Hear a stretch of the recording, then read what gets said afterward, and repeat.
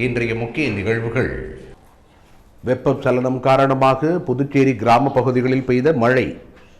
1 மணி நேரம் மழை கொட்டி தீர்த்ததால் பொதுமக்கள் விவசாயிகள் மகிழ்ச்சி. என்ஆர் காங்கிரஸ் பாஜக தலைமையிலான கூட்டணி அரசுக்கு வாக்களித்த மக்கள் அரசால் ஏமாற்றப்பட்டுள்ளனர். அதிமுக மாநில செயலாளர் அன்பழகன் குற்றச்சாட்டு. காரைக்காலில் இடி மின்னலுடன் 1 மணி நேரமாக கொட்டி தீர்த்த மழை. பொதுமக்கள் மகிழ்ச்சி.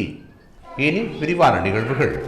வெப்பச்சலனம் காரணமாக புதுச்சேரியின் கிராம பகுதிகளில் புதன்கிழமையன்று காலை திடீரென கொட்டி தீர்த்த கனமழையினால் பொதுமக்கள் உள்ளிட்ட விவசாயிகள் மகிழ்ச்சி அடைந்தனர். மேலும் குளிர்ச்சியான சூழல் நிலவியதை அடுத்து கடும் வெப்பம் தணிந்தது. புதுச்சேரியில் வழக்கமாக ஏப்ரல் மற்றும் மே மாதங்களில் வெயிலின் தாக்கம் அதிகமாக காணப்படும். ஆனால் இந்த ஆண்டு கடந்த பிப்ரவரி மாதம் முதலே கோடை வெயிலின் தாக்கம் தொடங்கிவிட்டது. மார்ச் மாதத்தில் கோடை வெயிலின் வெப்பம் அனலாக மாறியது. அதிலும் ஏப்ரல் மாதம் தொடங்கிய பின் கடந்த 20 தினங்களாக கடும் வெயில் பதிவானதுடன் வெப்பக்காற்றும் வீசி வருகிறது. வெயில் வாட்டி வதைப்பதால் பகல் நேரங்களில் மக்கள் வீட்டிற்குள்ளேயே முடங்கியுள்ளனர். தினமும் புதுச்சேரியில் 100 டிகிரிக்கு மேலாகவே சராசரியாக கோடை வெயிலின் வெப்பம் வாட்டி வதைத்து வருகிறது. இந்த கோடை வெயில் காரணமாக புதுச்சேரிக்கு வரும் சுற்றுலா பயணிகள் எண்ணிக்கையும் குறைந்துள்ளது. இந்நிலையில் வெப்பச்சலனம் காரணமாக தமிழகம் உள்ளிட்ட பல்வேறு மாவட்டங்களில் கனமழைக்கு வாய்ப்புள்ளதாக வானிலை ஆய்வு மையம் அறிவித்திருந்தது. இந்நிலையில் ஆரியபாளையம், வில்லியனூர், வடமங்கலம், கண்டமங்கலம், பங்கூர் பகுதியில் புதன்கிழமை காலை நேரத்தில் திடீரென பெய்த மழையினால் மக்கள் மகிழ்ச்சி அடைந்தனர். சுமார் அரை மணி நேரத்திற்கும் மேலாக பெய்த மழையினால் வெயிலின் வெப்பம் தணிந்து காலை நேரத்தில் குளிர்ச்சியான சூழல் நிலவியது. இதேபோல் தவளக்குப்பம், அரியாங்குப்பம் பகுதிகளிலும் காலையில் லேசான காற்று, இடியுடன் கூடிய கனமழை பெய்தது. இதனால் குளிர்ச்சியான சூழல் நிலவியதால் காலை நேரத்தில் பொதுமக்கள் மகிழ்ச்சி அடைந்தனர்.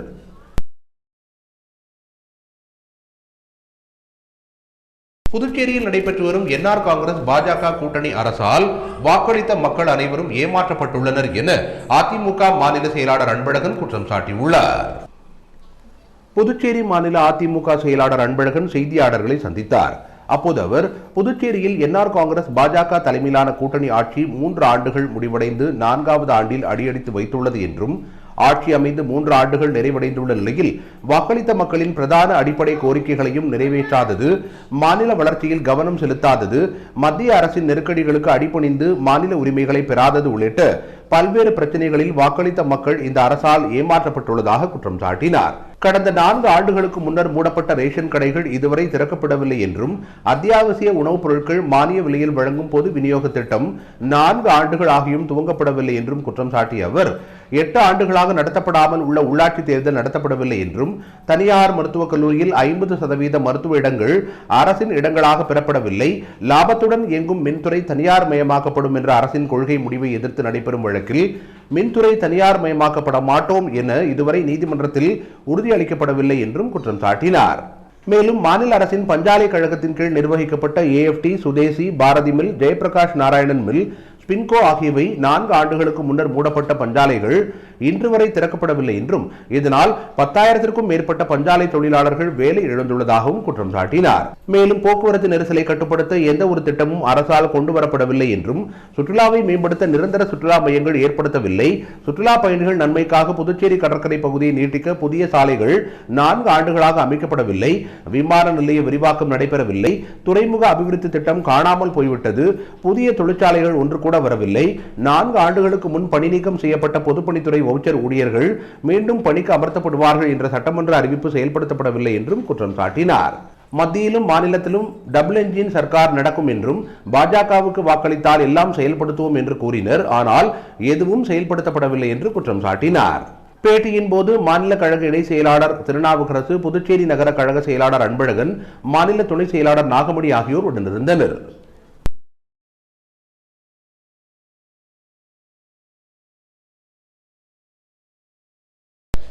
புதுச்சேரி மாநிலத்தில் அமல்படுத்தப்பட்ட தேசிய கல்விக் கொள்கைக்கு எதிராக புதுச்சேரி யூனியன் பிரதேச மாணவர்கள் கூட்டமைப்பு சார்பில் சென்னை உயர்நீதிமன்றத்தில் தாக்கல் செய்யப்பட்ட வழக்கில் 2 வாரங்களுக்குள் புதுச்சேரி பல்கலைக்கழக வழக்கறிஞர் மற்றும் அரசு வழக்கறிஞர் ஆகியோர் பதிலளிக்க சென்னை உயர்நீதிமன்ற நீதிபதிகள் உத்தரவிட்டுள்ளனர். புதுச்சேரி யூனியன் பிரதேச மாணவர்கள் கூட்டமைப்பின் நிறுவனர் சுவாமிநாதன் செய்தியாளர்களை சந்தித்தார். அப்போது அவர், தேசிய கல்விக் கொள்கையை எந்தவித திட்டமிடலும் இல்லாமல் மாணவர்கள் மத்தியில் திணிக்கும் முயற்சியில் ஈடுபட்டதற்கு எதிராக புதுச்சேரி யூனியன் பிரதேச மாணவர்கள் கூட்டமைப்பு தொடர்ந்து பல்வேறு போராட்டங்கள் வாயிலாக அரசின் கவனத்திற்கு கொண்டு சென்று வருவதாகவும், ஆனால் புதுச்சேரி அரசு மாணவர்கள் நலனில் அக்கறை கொள்ளாமல் ஒன்றிய அரசு கொண்டு வந்த திட்டம் என்ற ஒரே காரணத்திற்காக புதுச்சேரி மாணவர்களை பற்றி சிறிதும் சிந்திக்காமல் தேசிய கல்விக் கொள்கையை திணித்தது என்றும் குற்றம் சாட்டினார். இதற்கு எதிராக புதுச்சேரி யூனியன் பிரதேச மாணவர்கள் கூட்டமைப்பின் நிறுவனரான தான் உயர்நீதிமன்றத்தில் தடையாணை கோரி மனு ஒன்றை தாக்கல் செய்திருந்ததாகவும், அந்த மனு சிறப்பு நீதிமன்றமான 2 நீதி அரசர்கள் முன்னிலையில் விசாரணைக்கு வந்தது என்றும், விசாரணை நடத்திய நீதி அரசர்கள் பல்கலைக்கழக வழக்கறிஞர் மற்றும் புதுச்சேரி மாநில அரசு வழக்கறிஞரிடம் 2 வாரங்களுக்குள் உரிய பதிலை அளிக்க உத்தரவு பிறப்பித்துள்ளார் என்றும் கூறினார். 2 வாரங்களுக்கு பிறகு இறுதி தீர்ப்பு அளிக்கப்படும் என்ற உறுதியை நீதிமன்றம் வழங்கியுள்ளது என்றும், இந்த வழக்கை உயர்நீதிமன்ற வழக்கறிஞர் ஞானசேகரன் நடத்தினார் என்றும் சுவாமிநாதன் தெரிவித்தார். வணக்கம். நான் புதுச்சேரி யூனியன் பிரதேச மாணவர்கள் கூட்டமைப்பின் நிறுவனர் சுவாமிநாதன்.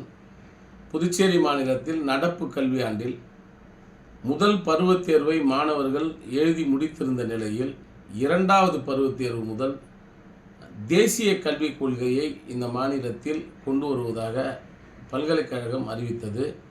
அதனை அரசின் கவனத்திற்கு பல முறை மாணவர்கள் பல்வேறு போராட்டங்கள் வாயிலாக எடுத்து சென்றும் அரசோ கல்வித்துறையோ சிறிதளவும் செவிமடிக்காத காரணத்தினால் உயர்நீதிமன்றத்தில் புதுச்சேரி யூனியன் பிரதேச மாணவர் கூட்டமைப்பின் நிறுவனராகிய நான்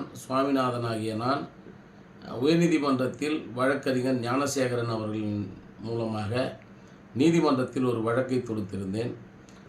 தாய்மொழி பாதிப்பை பற்றி சிந்திக்காமல், மாணவர்களின் கல்வி சீரழிவை பற்றி சிந்திக்காமல் புதுச்சேரி அரசு தங்களது ஒன்றிய அரசின் கவனத்தை ஈர்ப்பதற்காக, அவர்களிடம் நற்பெயர் வாங்க வேண்டும் என்ற நோக்கத்திற்காக மாணவர்களின் வாழ்வை சீரழிக்கும் நோக்கத்தோடு தேசிய கல்விக் கொள்கையை இன்று அவசர கதியில் திணிக்கிறது என்பது எங்களது குற்றச்சாட்டு. உலக ரெட் கிராஸ் தினத்தை முன்னிட்டு இந்தியன் ரெட் கிராஸ் சொசைட்டி சார்பில் புதுச்சேரி அரசு பொது மருத்துவமனை அருகே பொதுமக்களுக்கு நீர்மோர் வழங்கப்பட்டது. Indian red cross society Puducherry கிளையின் சார்பில் உலக ரெட் கிராஸ் தினத்தை முன்னிட்டு அரசு பொது மருத்துவமனை அருகில் பொதுமக்களுக்கு நீர்மோர் வழங்கப்பட்டது. நிகழ்ச்சிக்கு இந்தியன் ரெட் கிராஸ் சொசைட்டியின் புதுச்சேரி கிளை சேர்மன் டாக்டர் லட்சுமிபதி தலைமை தாங்கினார். பொருளாளர் டாக்டர் பாஸ்கரன் முன்னிலையில் நடைபெற்ற இந்நிகழ்ச்சியில் ஆயுட்கால உறுப்பினர்கள் doctor Prakash Rao, Stephen Selvaraj, Vincent, Pradeesh Raja, Adimoolam மற்றும் தன்னார்வலர் சமூகம் சரவணன் ஆகியோர் பொதுமக்களுக்கு அக்னி வெயிலிலிருந்து நீர்ச்சத்து குறைபாட்டை தவிர்ப்பதற்காக நீர்மோர் வழங்கினர். கோடை வெப்பச்சலனம் காரணமாக காரைக்காலில் புதன்கிழமை காலை 1 மணி நேரம் கொட்டி தீர்த்த கனமழையினால் பொதுமக்கள் உள்ளிட்ட விவசாயிகள் மகிழ்ச்சி அடைந்தனர். காரைக்கால் மாவட்டம் நகர சுற்றுவட்டார பகுதிகளில் வெயிலின் தாக்கம் அதிகரித்து வந்த நிலையில் புதன்கிழமையன்று வானம் மேகமூட்டத்துடன் இருண்டு காணப்பட்டது.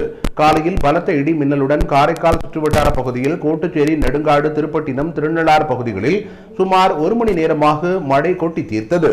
இந்த திடீர் மழையால் கத்திரி வெயிலின் வெப்பம் தணிந்து குளுமையான சூழல் நிலவியதால் விவசாயிகள் மற்றும் பொதுமக்கள் மகிழ்ச்சி அடைந்தனர். மழை பெய்ய வேண்டி காரைக்காலை அடுத்த திருப்பட்டினத்தில் மனவளக்கலை மன்றத்தினர் மழை தவம் மேற்கொண்டனர். காரைக்காலை அடுத்த திருப்பட்டினத்தில் அருள்மிகு ஸ்ரீ ஜடாயுபுரீஸ்வரர் தேவஸ்தான திருமண மண்டபத்தில் மனவளக்கலை சார்பில் தற்போது கத்திரி வெயிலினால் நிலவி வரும் கடுமையான வெப்பத்திலிருந்து விடுபட மழை பொழிய வேண்டி அருள் தந்தை வேதாத்திரி மகரிஷி வடிவமைத்து கொடுத்த மழை தவம் நடத்தப்பட்டது. மேலும் அனைத்து மனவளக்கலை மன்றத்தினரும் தங்கள் பகுதியில் உள்ள மையங்களில் மாலையில் மழை பெய்ய வேண்டி மழை தவத்தினை மேற்கொண்டனர். அதேபோல் திருப்பட்டினம் பகுதி மனவளக்கலை மன்றத்தினர் பங்கேற்று மழை வேண்டி மழை தவத்தினை சிறப்பாக நடத்தினர். இத்துடன் இன்றைய நிகழ்வுகள் நிறைவடைந்தன. வணக்கம்.